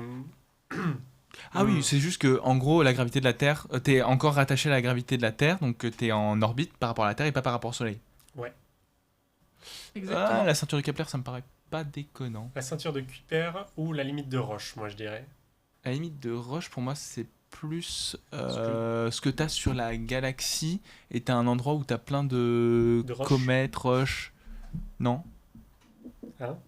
Sur la De- galaxie. galaxie. Peut-être pas la galaxie. Oui, je sais Anne, rien. une idée? Oui. Beaucoup, Non, mais- la ceinture, enfin, d'un point de vue juste visuel, physique, c'est vrai que la ceinture, ça paraît très cohérent en termes d'image, mais c'est vrai que j'ai aucune idée. Donc, Alors, si ça peut t'aider, la A est la plus longue. La A est la plus longue. la A est la plus longue. Voilà. Bon, bah, on va dire la A du coup. Moi, je pars sur la A aussi. Là, je Joris. pars sur la C. Ok. Ok, vous aviez tous faux. C'est Aïe. la D. C'est la sphère de Hill. Oui. Et c'est exactement ce que nous disait le chat d'ailleurs. Pourquoi? Déjà, j'ai inventé l'horizon de Kepler. Ça, je l'ai inventé. C'est tant bien, on l'a pas choisi. C'est bien. Ensuite, la ceinture de Kuiper, c'est la ceinture de corps glacés autour de... comment ça s'appelle à l'extérieur du système solaire, donc derrière Neptune. Donc il y a sans doute Pluton, je crois, dedans. Et la limite de Roche, c'est par exemple les anneaux de Saturne, qui sont dans la limite de Roche de la planète Saturne. C'est l'accrétion, la cohésion matérielle des corps célestes. Qui Autour restent de... au- pas forcément dans un... Juste qui restent accrécés ensemble. Une comète, ça a une limite de Roche. Si ça s'approche trop près d'un trou noir, ça va se désagréger, Ah. par exemple. Oh. Voilà. D'accord. Intéressant. Donc c'était la sphère de Hill. Oui, la sphère de Hill. Et enfin, dernière question. Quelle est la vitesse orbitale moyenne nécessaire pour maintenir une orbite basse autour de la Terre? 5 km/h, 7,8 km/h, Je 11,2 pense que c'est en kilomètres par seconde parce que sinon. km par c'est un peu seconde, oui, pardon, ou 9,2. Ta Fiat Multipla peut aller aussi vite que lent. On peut maintenir une orbite basse. Ouais, exactement, un satellite en orbite. Je Quelle crois vitesse que je l'ai. Orbitale moyenne nécessaire pour maintenir une orbite basse autour de la Terre. Alors, l'ordre de grandeur, c'est des kilomètres secondes. Ça, Ça, je je l'avais. valide, d'accord. je valide. Ça, c'est bon. Pour là, je plie. Joris, 5, t'as une 7, idée ou 8, pas 11, 2, 9, 2. Ah non, mais là, on Pour est moi, proche. ce hein. serait le 7-8. Et il me Ah ouais semble que c'est le minimum. Et le maximum, c'est dans l'ordre des 14 km/s, un truc comme ça. J'en sais absolument rien. Je vais dire enfin, 9-2. 9-2. Vraiment au pif. Te marre pas, j'essaye au moins. C'est pas ça, C'est c'est juste terrible. le haut pif que t'as dit qui m'a fait rire. Ok. Ouais, 17-8 pour. Timothée part Fer sur qui cette va au petite- bluff, hein, qui nous dit 7,82541 km/s et il connaît sa réponse depuis ses 2 ans. Ce qui sous-entend qu'on est vraiment des nuls. Des noobs. Des Des nuls. nuls. Ou des Des nuls. nuls. Des noobs. Eh Ouais. ben, Eh écoute, ben, il avait raison, c'est 7,8 km/s.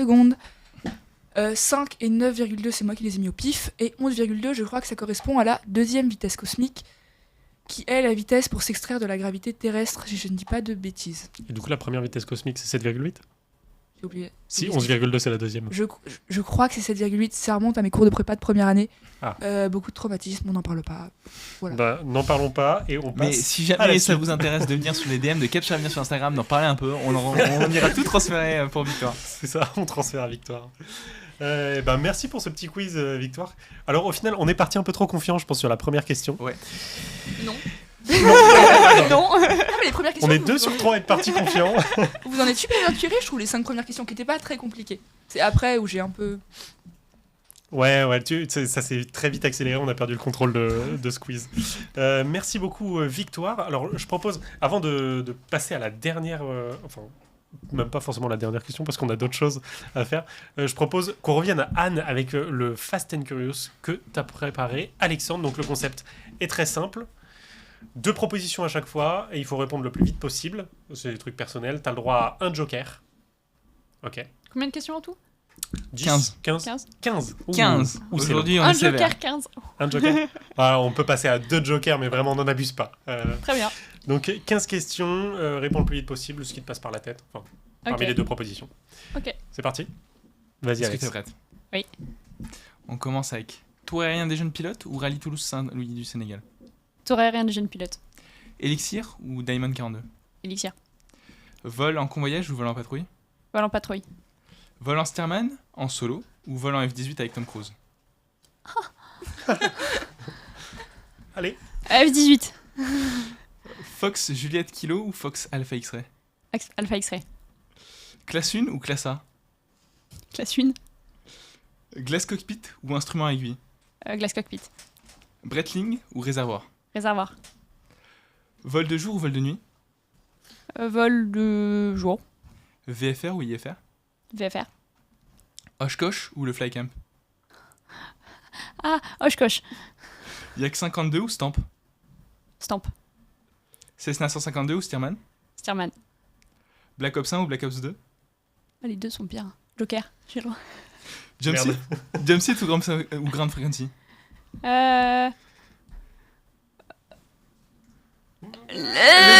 Joker. Joker.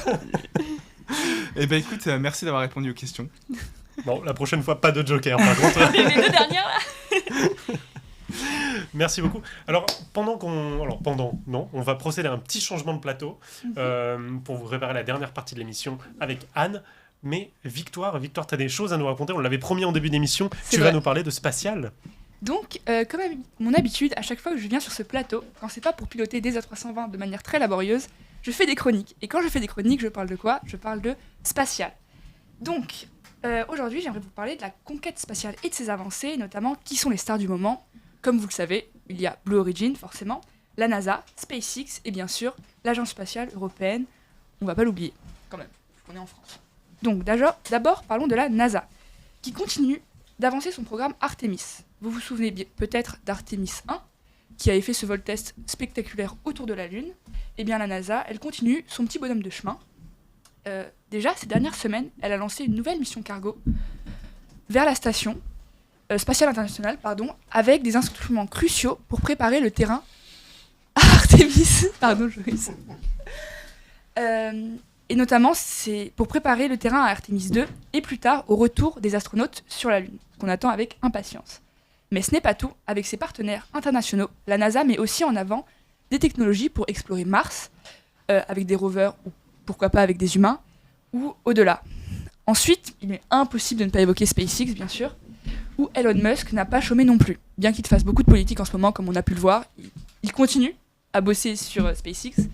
Donc il a envoyé un nouveau lot de satellites Starlink qui augmente encore la méga constellation Internet autour du monde. Mais surtout, SpaceX a récemment réalisé un vol crucial pour le Starship, son vaisseau nouvelle génération, que vous avez déjà dû sans doute voir durant des lancements ultérieurs. Et oui, ce nouveau colosse d'acier inoxydable continue à dominer les débats sur le transport spatial. Pourquoi ? Parce qu'il promet tout simplement de réduire drastiquement les coûts. Et les coûts, c'est le plus important quand on lance un projet spatial. Donc, potentiellement, c'est lui qui va atterrir sur la Lune et sur Mars, pourquoi pas. Enfin, Blue Origin dans tout ça, on en a énormément parlé cette semaine avec son lancement le 16 janvier, comme on en a parlé durant notre revue de presse. Et donc, la société de Jeff Bezos est en pleine montée en puissance. Si New Shepard continue de démocratiser le tourisme spatial avec ses vols suborbitaux, c'est New Glenn, son lanceur lourd, qui retient toutes les attentions pour Blue Origin. Avec sa capacité à placer les charges massives en orbite géostationnaire, New Glenn se positionne comme un rival sérieux pour Falcon Heavy de SpaceX et Ariane 6 de l'Agence spatiale européenne. Mais ce n'est pas tout. Cette fusée, pensée pour être réutilisable, comme le lanceur de SpaceX, pourrait bien réduire les coûts et diversifier les missions commerciales, qui est une étape clé pour asseoir Blue Origin comme un acteur incontournable du secteur. Enfin, notre petit côté européen, on va parler de l'Agence spatiale européenne qui continue de miser sur Ariane 6, dont la mise en service est prévue dans les mois à venir, donc on espère avant 2026. Et ce lanceur est essentiel pour garantir l'autonomie spatiale européenne dans un contexte de compétition accrue, comme vous avez pu le voir avec les acteurs privés, Blue Origin, SpaceX. Mais l'ESA ne s'arrête pas là, avec le lancement de JUICE, peut-être que vous en avez entendu parler, qui a pour but d'explorer les lunes glacées de Jupiter, d'y trouver de l'eau, pourquoi pas de la vie. Et elle prouve que l'Europe reste à la pointe de la recherche scientifique interplanétaire. Donc on voit donc que chaque acteur occidental, actuellement, apporte sa contribution dans cette course au retour sur la Lune. Mais n'oublions pas les acteurs tels que la Chine ou l'Inde, qui pourraient bien nous surprendre, et même, pourquoi pas, nous damer le pion. Donc voilà ma petite chronique, c'était pour vous parler des différentes, de l'actualité spatiale, et de voir à peu près où en était tout ce beau monde à travers le monde. Voilà, j'espère que ça vous a plu. Donc, maintenant, faut meubler Victoire parce qu'on n'a pas fini le changement de plateau. J'ai plein de choses à vous raconter si vous voulez. Non, merci beaucoup Victoire pour cette petite chronique. Alors, si on peut remettre la caméra, Anne, si tu veux bien te rapprocher un petit peu de Victoire, je pense. Alexandre, lui remettre le micro devant. Elle a le droit à un micro. Voilà. elle a de nouveau le droit de parler. Et nous avons amené un petit joystick avec une manette des gaz. C'est évidemment pas pour rien. Parce que nous allons te mettre au défi. Alexandre, on te voit dans la caméra. Tu as beau te baisser, tu es extrêmement je suis visible. pas invisible. Non, je m'incruste ici pour pouvoir faire le guide et avoir la souris. Tu t'es déjà posé Non. Alors, écoute. Tu t'es déjà posé sur une petite en altiport? Donc, petit challenge qu'on est en train de lancer. Tu es la première invitée qui a à subir ce challenge. C'est-à-dire que donc pendant que Alexandre met tout en place, tu as un joystick, une manette des gaz. Nous avons Flight Simulator 2024 avec un DR400 qui est en approche sur Courchevel. Le but de ce challenge, votre mission, si vous l'acceptez, poser le plus précisément possible ce DR400 sur la piste de Courchevel. Alors le but c'est de viser le comment on appelle ça, le point, les bandes, le touch, la touch zone. La touch zone, voilà. J'attendais la réponse de la pilote professionnelle dans la salle. Mais... Désolé. Oui, la zone. Il y a les traces bleues de toute façon. Le truc là, à peu près. C'est ça. Les plots IFR. Oui, voilà, ça, effectivement. Faut viser ça. Ça va te donner un score qui va faire le classement de la saison. Donc, on va voir à quel point tu vas rester première longtemps par rapport aux autres invités. Là, on verra. Si, et confiance. Et donc, ce qui est pris en compte, c'est la distance à la touch zone, la vitesse verticale. Alors, si tu fais des rebonds, forcément, ça va détruire ton score. Et à quel point tu es centré également sur la piste, qui rentre en compte. Est-ce que tu te sens prête à prendre les commandes et les responsabilités de cet appareil qui a besoin de toi? Il faut préciser que je n'ai jamais piloté un DR400. C'est comme tous les autres avions. Hein, et je pense que le premier défi, ça va être de trouver la piste. Alors, pour te donner un petit indice, est-ce qu'on peut la guider sur où est la piste? Parce que je suis là pour ça, je ferai le contrôleur aérien, l'approche de Courchevel. Et ben, je te propose de te laisser les contrôles maintenant. Donc tu as les contrôles, si tu regardes sur ta droite, tu dois être en étape de base pour la finale sur Courchevel. Alors les ailes à plat peut-être. Donc si tu fais un virage droite... Ah mais effectivement, on voilà. voit la piste en bout d'aile. Donc en virage, t'es pas mal. T'as un cran de volée pour le moment. Okay. Si jamais tu voudras en sortir un deuxième, voilà, ça sera juste là. Donc la piste. La piste est plus à droite. Elle est juste là. Ok. Donc ta visuel. Ça aurait été encore plus drôle Courchevel en hiver. Tu es sadique, Victoire. Pourquoi pas se poser sur l'Himalaya directement avec un Cessna 72 Et le volet, c'est derrière là. Exactement. Et là, t'as ton deuxième cran de volée à peu près. Il est sorti là ou pas? Non, peut-être. Oui. Okay. Alors. Ça s'annonce pas trop mal. Ouais, pour le moment. Un peu à gauche, je dirais. Un peu haute sur le plan. En fait, faut pas la perturber parce que sinon elle va ça nous s'appelle le lenti-jeu, mais... Elle va nous accuser d'avoir. Tu veux pas faire ton rôle de fausse. cast. Et donc on a le joueur numéro 44 qui va nous... La vitesse, La à peu vitesse, près, on c'était sait pas. un poil rapide. Alors la finale sur DR400 c'est à peu près 120, là tu y es à peu près. Voilà. Ah, Tu vitesse gardes bien. cette vitesse. Ah, c'est tout rapide. ça. Là t'es pas mal, le plan est bon. Ouais. On a bien un visuel sur la piste, contrairement à un certain vol à la destination de Il Venise. y avait, la Donc, piste, c'était pas. Courchevel, une des pistes les plus difficiles de France, hein, à ma connaissance. C'est effectivement déjà c'est un altiport je crois. C'est Ouais. considéré altiport. Et C'est- attention, le contact pas mal, à 2 ou 3 vertèbres près. Je pense on était pas trop mal. On va voir. Alors, est-ce que le freinage est automatique Effectivement, tout est paramétré Tout- par votre Tout est- magnifique tout est automatique. présentateur. Et Eh du ben coup, écoute, est-ce qu'on va avoir le score? C'est le Ce score serait pas qui mal. nous intéresse. Vous avez échoué. Échec de la mission. Attention, roulement de tambour. Alors, Et 375 084 points. C'est. Alors, félicitations, plus qu'Antoine. ça te positionne première du classement. Merci. Mais je propose qu'on laisse quand même un deuxième essai à Anne, alors en fonction du chat, hein, s'ils sont gentils ou pas, pour quand même voir On demande au chat, est-ce qu'on laisse un deuxième essai à Anne? que la prise en main est Ils pas vont forcément répondre facile. Anne, on te déteste, pas de deuxième essai. Oui, ok. Bah, super. Bon, c'est la fin de cette émission. Non, si évidemment, on lui laisse un deuxième essai parce que le premier était. C'est pour se Et faire la J'ai- main. si je fais moins bien au deuxième, on fait comment On garde, On garde le on premier. garde le meilleur des deux. Impeccable. 375. Demandez niveau technique 84. si c'est bon pour le score. Que je n'efface pas un score qui serait précieux. C'est bon pour le score. Eh ben écoute, c'est parti. Donc on se remet toujours dans la position de tout à l'heure, donc on sera en base. Oui, tout à fait. Tout En à fait. étape de base, ça n'a pas changé. Voilà, donc la piste est juste là. Ok, je vois. Ouais, elle était un petit peu devant l'aile, mais c'est bon. C'est devenu plus nuageux que tout à l'heure. Ouais, mais c'est la météo C'est la réelle. météo. Enfin, réelle. La piste Réel, en je boudelle, pense pas. là Ouais, la piste est en Il boudelle. fait un peu plus blanc quand même. Je pense une météo dynamique. Dynamic. Dynamique, donc ça Voilà. peut. Les bienfaits MTO. de Flight Sim 2024. Exactement. Après, ça dépend au détriment de qui. Hein. Certains en ont pas forcément profité durant certains lives. Oui, bon. La piste est à droite. Ok, je- Après, qui est quand même pas mal décrié pour ses performances Flight Sim 2024 là avec ce lancement et qui a été un petit peu compliqué. Voilà, C'était c'est l'information. mon analyse. Donc on est établi en finale. Et très Niveau mauvaise du instructrice, plan, elle n'a pas fait son message radio. Il est où le pilote On m'a pas prévenu. Non mais ça c'est parce que c'est l'élève, enfin le pilote à droite qui est censé s'en occuper. Ouais, et d'accord. il avait assez L'opérateur d'expérience pour le radio C'est ça. qui est à droite. C'est ça. On peut sortir. Ah, on sort le deuxième cran de volet. faire. On est pas mal, on est bien établi. On poursuit Là, je suis plein gaz. Hein.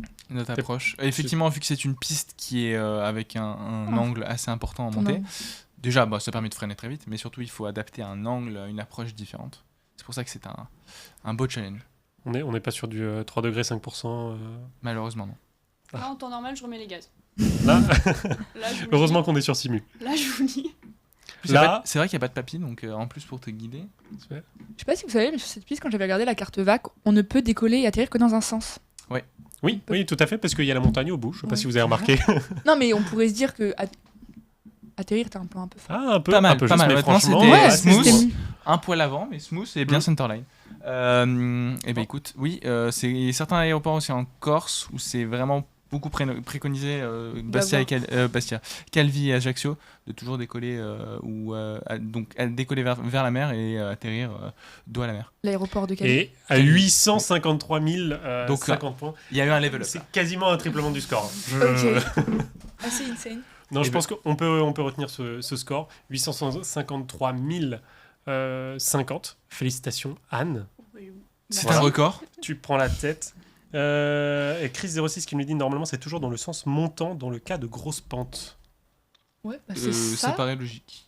Dans le cas qu'on atterrit. Oui. Pas, Enfin, pas tu qu'on montes, décolle. ouais. Oui, ça paraît logique. Oui, effectivement. Pour l'atterrissage, ouais. Eh Donc, ben, écoute, est-ce qu'on a enregistré le 853 050 50. Eh ben, est-ce qu'on peut afficher le score, scoreboard le scoreboard. Parce que On j'en est, suis un petit peu fier.